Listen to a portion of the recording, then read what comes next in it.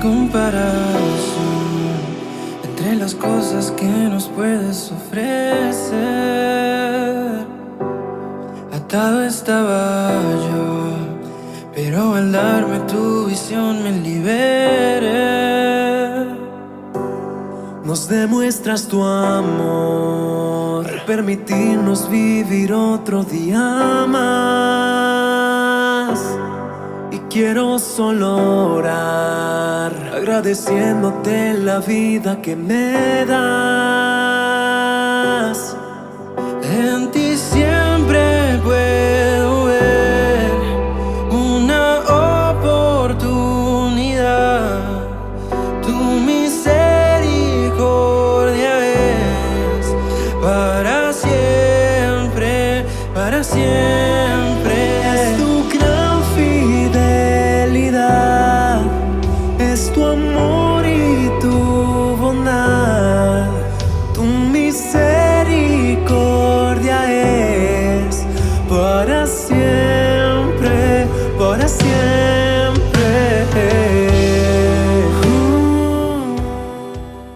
Hola, soy el pastor Natán de los Reyes y quiero invitarte a que formes parte de esta gran comunidad llamada Pan de Vida, donde te encontrarás con el amor de Dios. Nuestras reuniones son los domingos a las 11 de la mañana en el Auditorio Municipal de Tampico. Ven con tu familia y recibe bendición. Y recuerda, Dios está contigo.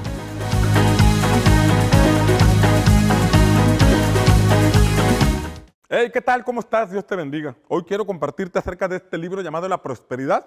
Es un libro que el Señor me permitió escribir hace algún tiempo y que contiene algunos principios de la palabra de Dios que pueden bendecir y edificar tu vida. Espero que escuches con atención y te pueda bendecir. Serie de bolsillo del pastor Natán de los Reyes. Son libros prácticos que te ayudarán en tu vida diaria a superar retos que día con día llegan a nosotros. La lectura de estos ejemplares te ayudará a crecer en fe, permanecer en libertad y a comenzar a soñar los sueños de Dios para tu vida, creyendo que pronto verás aquello por lo que has pedido. Serie de bolsillo del pastor Natán de los Reyes. Nuestro Padre te espera en tu casa. Ven todos los domingos a las 2 de la tarde a nuestras reuniones en Vega de Otates. Deja que el amor de Dios sane y restaura tu familia. La Iglesia Santidad a Jehová, un lugar para todos. Al escuchar tu voz, las fuerzas recobro. Dios quiere restaurar tu familia. Te invitamos a nuestras reuniones todos los domingos a las 11 de la mañana a un costado de la carretera en Villa Cacalilao, Veracruz, en el antiguo restaurante de Mario Wong. Ven con tu familia y sé completamente libre. Pan de Vida, Villa Cacalilao.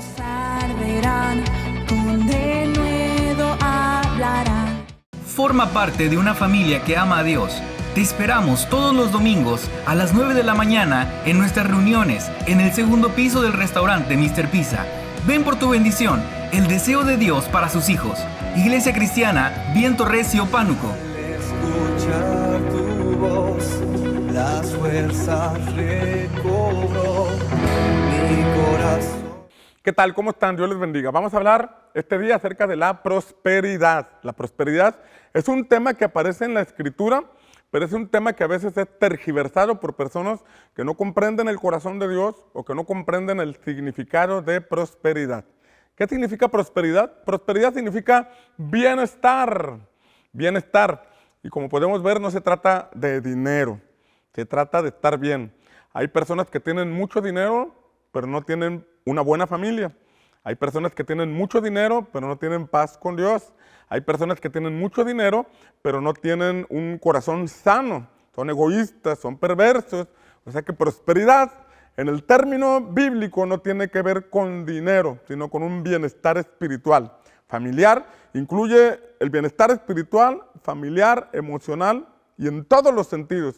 Y por consecuencia, por supuesto, viene lo económico. Encontramos en 3 de Juan que el Señor dice: amado, yo deseo que seas prosperado en todas las cosas y que tengas salud, así como prospera tu alma. Mira cómo el Señor pone un equilibrio, donde Él desea que tengamos bienestar en todas las cosas, incluyendo la salud emocional, salud física y la prosperidad del alma.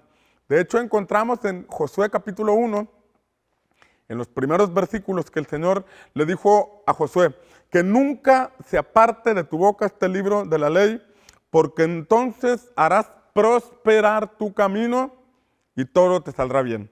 Habla de la importancia de meditar en las Escrituras, de tomar en cuenta el consejo de Dios para que podamos prosperar y tener éxito en todo lo que emprendamos. Así que bajo este fundamento de lo que es prosperidad, de acuerdo al corazón de Dios, podemos entender que tiene que ver con cumplimiento de propósito. Podemos entender que tiene que ver con cumplimiento de asignación. Hay gente que puede tener mucha economía, pero no está cumpliendo un propósito. Hay gente cuyo único fin es tener dinero. Y si el único fin es tener dinero, entonces estamos gobernados por la codicia, estamos completamente extraviados y tenemos desorden en el asunto de prioridades que debemos establecer en nuestra vida, en nuestro corazón, en nuestra mente, sobre todo en nuestro espíritu. Entonces, bajo este fundamento de lo que es prosperidad, podemos entender que es el deseo de Dios para sus hijos. Y esto implica tener una vida de fe, una vida de fe. Y déjame emplear una figura que aparece en la Escritura, donde el pueblo de Israel estaba cautivo en Egipto, pero Dios tenía para ellos una tierra que en primera instancia les dijo es una tierra donde fluye la leche y la miel. Si fluye la leche y la miel es porque era un lugar donde había vacas, donde había corrales, donde había tierra propia.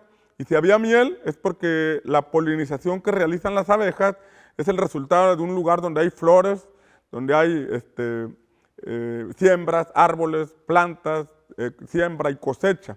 Habla de un lugar de desarrollo. Dios quería sacarlos de un lugar de esclavitud donde todo el día trabajaban para Egipto, donde todo el día cumplían con una asignación diaria de fabricación de ladrillos, sin tener tiempo propio, sin tener vida personal, sin tener vida espiritual. De hecho, practicaban una vida religiosa, porque la Escritura nos dice que trabajaban para Faraón, construyendo las ciudades de almacenajes conocidas como Pitón y Ramsés.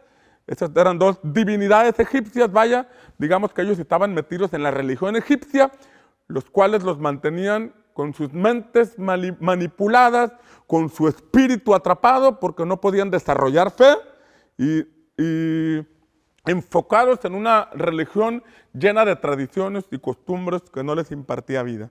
Ahí apareció el mensaje de Dios a través de Moisés, quien vino de parte de Dios para decirles que había descendido para liberarlos de esa condición y llevarlos a la tierra, que como ya mencioné, es la tierra que fluye leche y miel. Y esto implicaba un cambio en sus maneras de pensar. Eso implicaba un cambio de perspectiva. Eso implicaba un cambio en su entendimiento de la voluntad de Dios. Porque ellos pudieron haber aceptado lo que los egipcios les decían. Y probablemente los egipcios les decían, es que esta es tu cruz que tienes que cargar.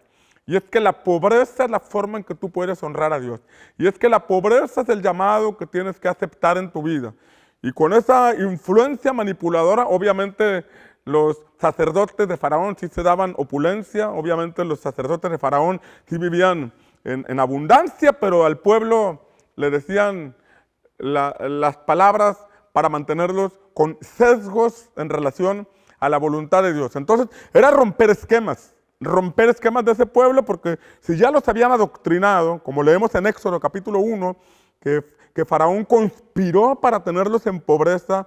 Faraón, y cuando hablamos de Faraón, hablamos de una casa de poder, no solamente un personaje, sino una casa de poder que buscó la manera de mantener a todo el pueblo en pobreza, oprimido, porque un pueblo que está en pobreza y oprimido no tiene tiempo para estudiar, no tiene tiempo para generar experiencia, no tiene tiempo para entrenarse en la vida, no tiene tiempo para soñar, no tiene tiempo para emprender, porque tiene que estar trabajando para suplir sus necesidades. O sea, eso se planifica.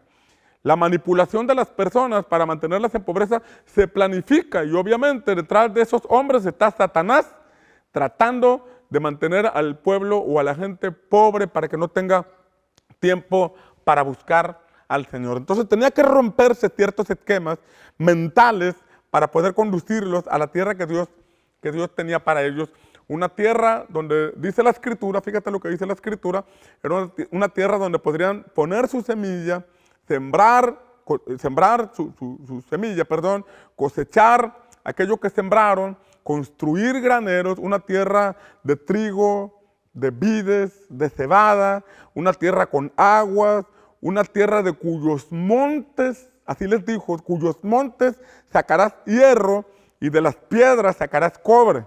Fíjate bien este lugar a donde Dios los estaba llevando, porque hablar de llegar a una montaña de la cual sacarían hierro y de las piedras sacarían bronce, podemos remitirnos a que muchas veces la montaña la vemos como un problema. Como cuando Jesús dijo, si tuvieras fe como el grano de mostaza, le dirías a este monte, quítate, y sería quitado, donde hacemos alusión o lo interpretamos como un problema que por medio de la fe puede ser quitado. En Canaán hacemos del problema una mina de oro. Porque el Señor dice, del monte vas a sacar hierro.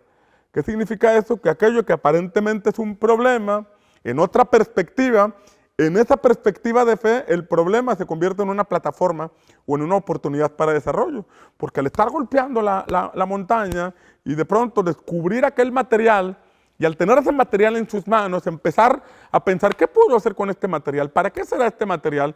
Y entonces entrarían a la dimensión donde las ideas creativas empezarían a llegar y empezarían a sacar uso de ese material, de manera que con el hierro empezaron a hacer escudos, empezaron a hacer lanzas, empezaron a hacer una serie de elementos que al momento el hierro sigue siendo explotado para asuntos como fabricar naves que salen o cohetes que salen al espacio. ¿Qué estoy diciendo con esto? Estoy diciendo que la creatividad es tan grande, las ideas que vienen del cielo son tan extraordinarias que nos pueden llevar a una vida de desarrollo.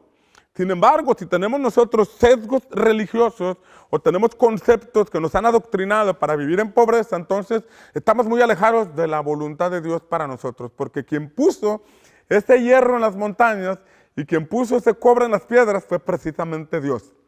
Y fue puesto ahí para que nosotros llegáramos al punto del desarrollo, de la vida de fe, donde podamos avanzar. Es ahí donde radica la prosperidad.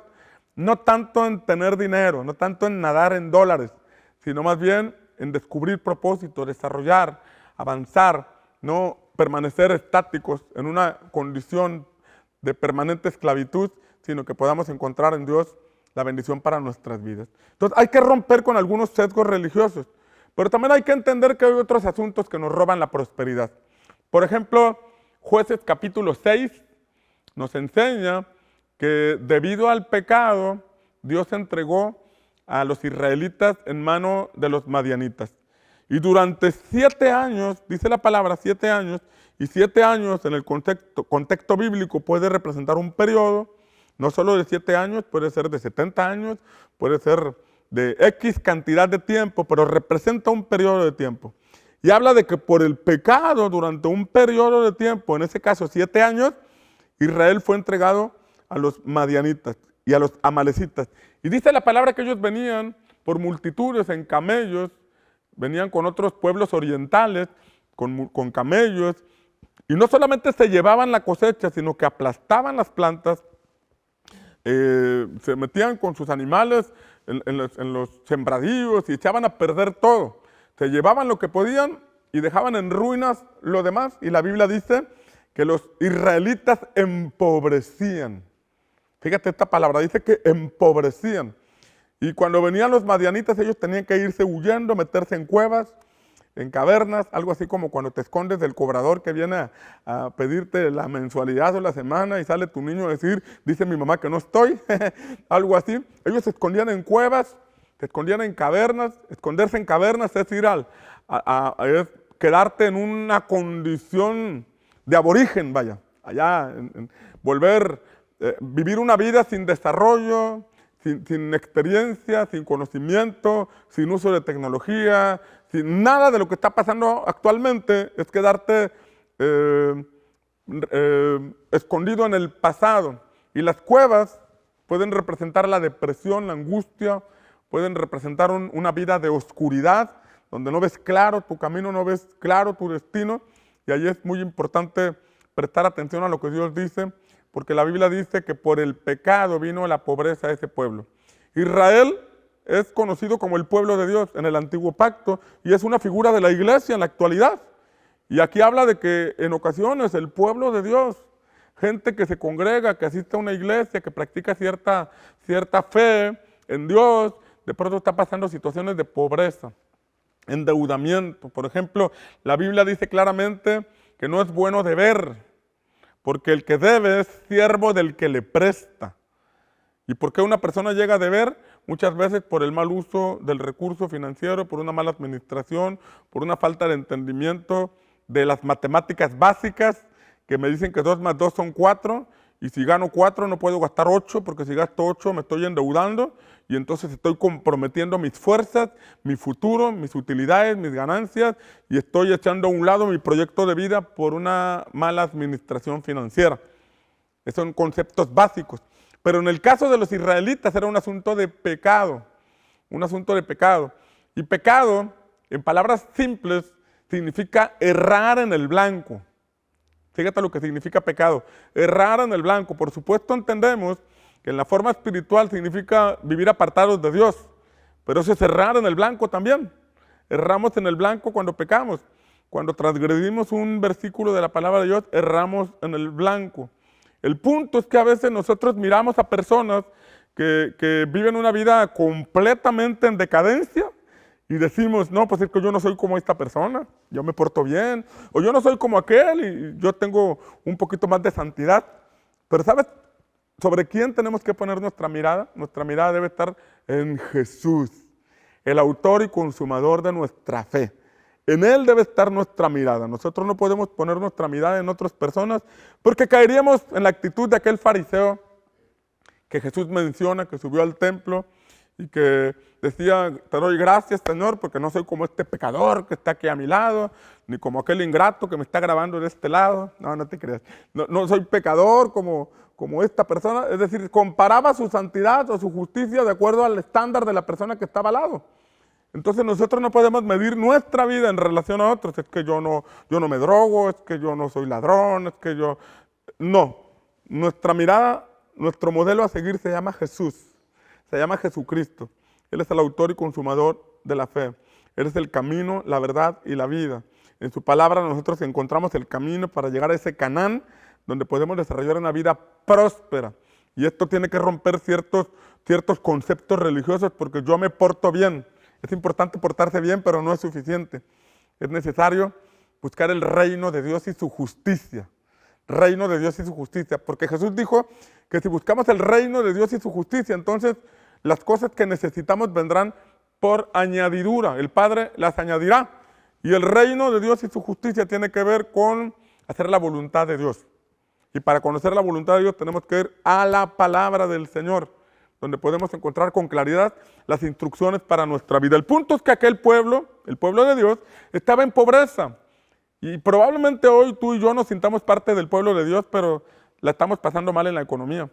Y ahí es donde nosotros necesitamos comprender la importancia de obedecer la palabra del Señor. La Biblia nos enseña que entonces, en Jueces capítulo 6, Dios envió un profeta para dar una palabra.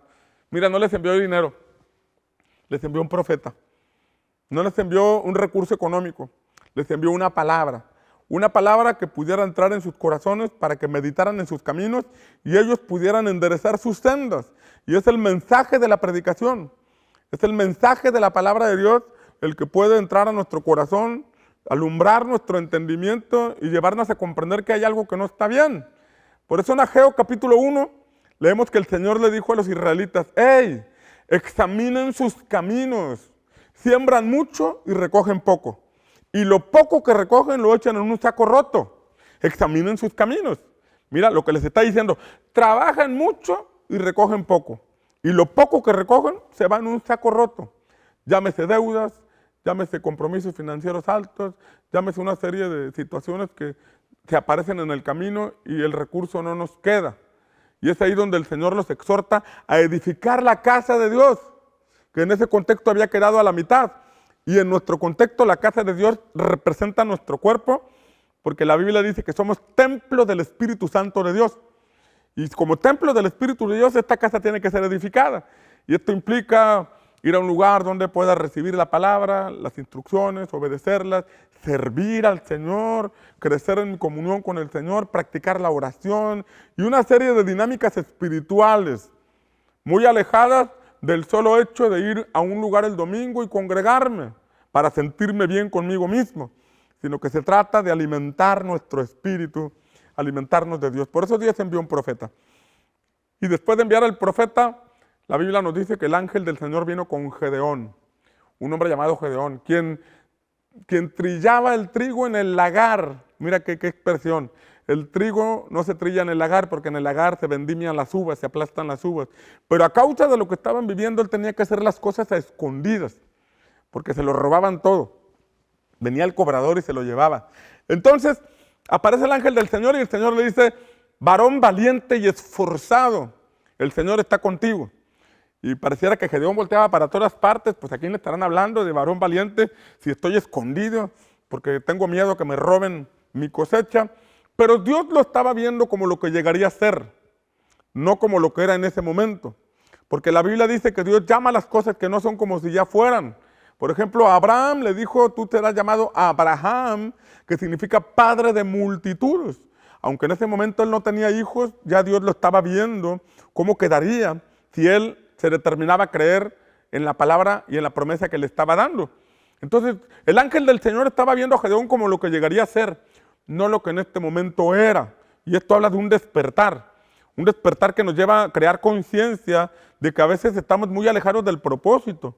Y a veces muy alejados del propósito por errores que hemos tenido, por puertas que hemos abierto al pecado, por una mala administración financiera y una serie de situaciones que hemos permitido en nuestra vida que nos impiden desarrollarnos en el propósito. Tenemos un simple empleo en lugar de estar desarrollando nuestra vida. Y no estoy diciendo que el empleo sea malo, pero es importante alcanzar el propósito por el cual Dios nos ha dado vida. Entonces, Dios vino con Gedeón y le dijo: varón valiente y esforzado, el Señor está contigo.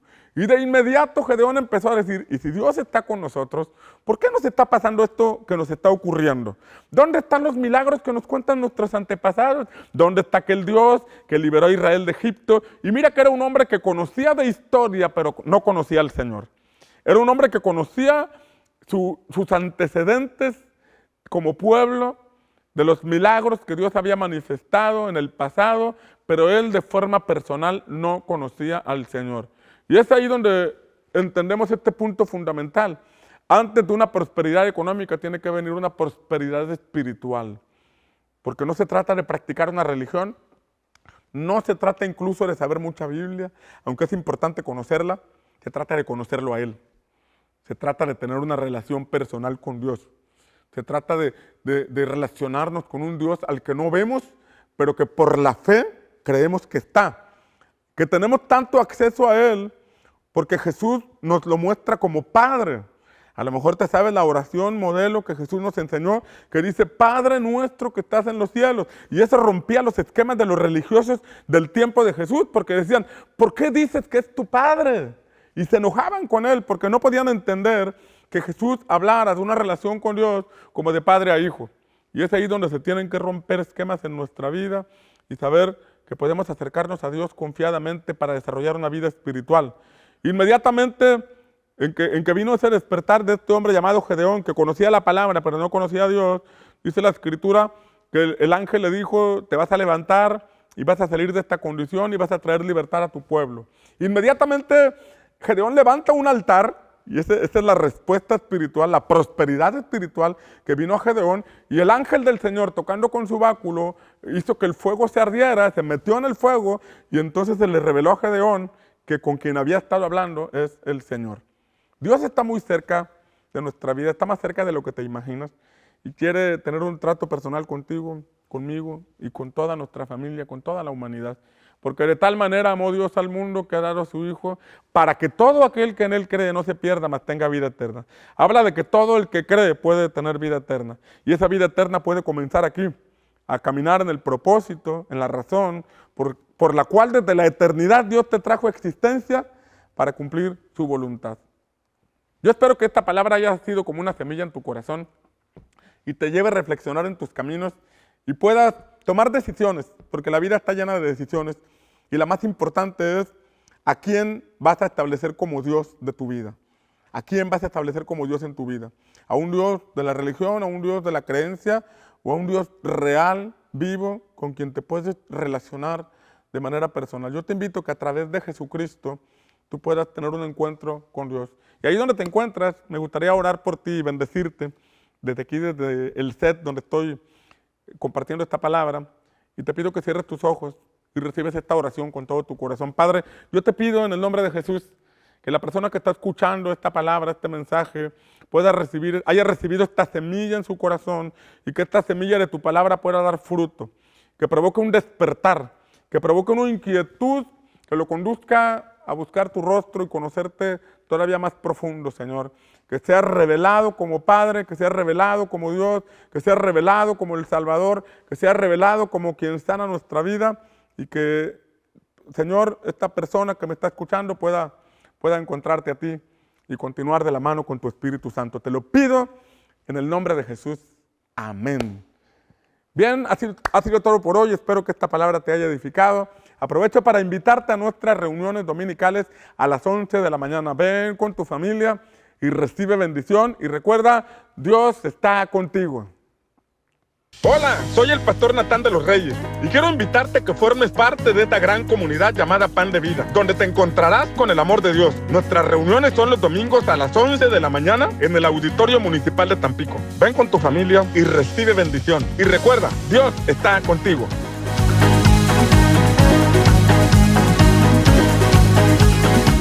Nuestro Padre te espera en tu casa.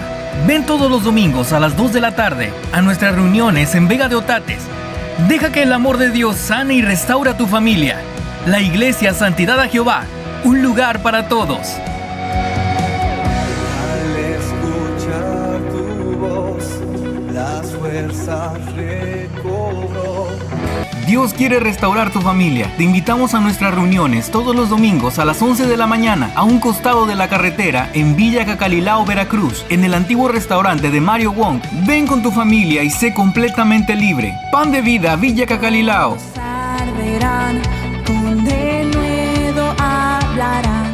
Forma parte de una familia que ama a Dios.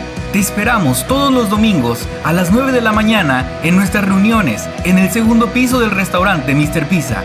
Ven por tu bendición, el deseo de Dios para sus hijos. Iglesia Cristiana Viento Recio, Pánuco. Escuchar tu voz, las fuerzas recobró mi corazón. Ser como Cristo. El Padre desea que todos lleguemos a ser como Cristo. Y el camino inicia con nuestro arrepentimiento y perdón de pecados, pero ahí inicia el camino de la perfección. Continúa hasta que seas como Él. Ser como Cristo. Editorial Pan de Vida.